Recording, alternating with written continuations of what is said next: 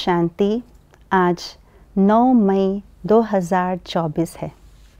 कल के स्लोगन में हमने सुना मनसा शक्ति, तो आज हम सुनेंगे सकाश की सेवा, सकाश की शक्ति। सकाश की सेवा हम कैसे और कब कर सकते हैं, तो आइए सुनते हैं आज का स्लोगन। सकाश देने की सेवा करने के लिए बेहद की वैराग्य वृत्ति को इमर्ज करो। 1998 की एक अव्यक्त मुरली में बाप दादा ने कहा है कि जब तक बेहद की वैराग्य वृत्ति अंदर में इमर्ज नहीं होंगे, तब तक हम सकाश देने की सेवा कभी कर नहीं सकेंगे।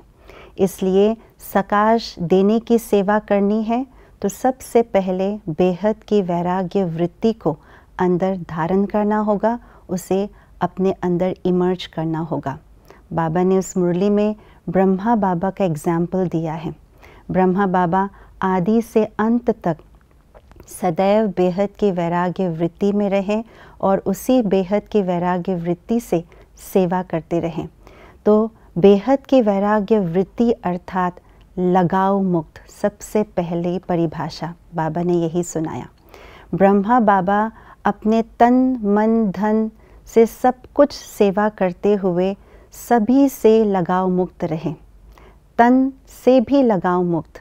तन के लिए सदैव यही कहा कि ये भगवान का रथ है, भगवान के रथ को तैयार कर रहा हूँ, भगवान के रथ को खिला रहा हूँ। कभी ये नहीं कहा मैं खा रहा हूँ, मैं तैयार हो रहा हूँ। तो तन से भी लगाओ। मन तो सदैव बाबा का मन मना भव ही रहे।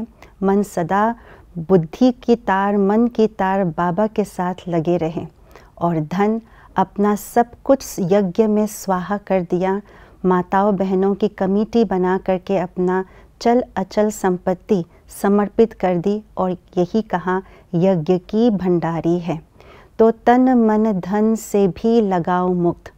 और दूसरी परिभाषा बेहद की वैराग्य वृत्ति की बाबा ने उस मुरली में बताई, और वो ये है कि बेहद की वैराग्य वृत्ति अर्थात उपराम वृत्ति, सदैव उपराम।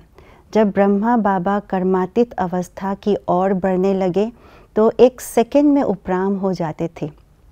कोई सेवा के समाचार लंबा चौड़ा सुनाते तो ब्रह्मा बाबा कहते एक सेकंड में सार में सुनाओ, और बाबा जैसे कि उस समाचार को सुनते सुनते उपराम हो जाते थे। और जब अंत काल आए तो बाबा अपने तन के व्याधि से भी एक सेकंड में उपराम। इसीलिए जो तन के जो कर्म भोग है उस पर कर्म योग से विजयी प्राप्त कर पाए। बाबा के सम्मुख स्नेही अनन्य आत्माएं थी, उनसे भी उपराम। तभी बेहद की वैराग्य वृत्ति के कारण से पास विद ऑनर हो सके एक सेकंड में, और तभी बाबा अव्यक्त होने के बावजूद भी वतन में बैठ करके सकाश द्वारा सेवा कर रहे हैं। तो ब्रह्मा बाबा को हमें फॉलो करना है, फॉलो फादर बनना है, तभी हम बेहद की वैराग्य वृत्ति के द्वारा सकाश देने की सेवा कर सकेंगे। ओम शांति।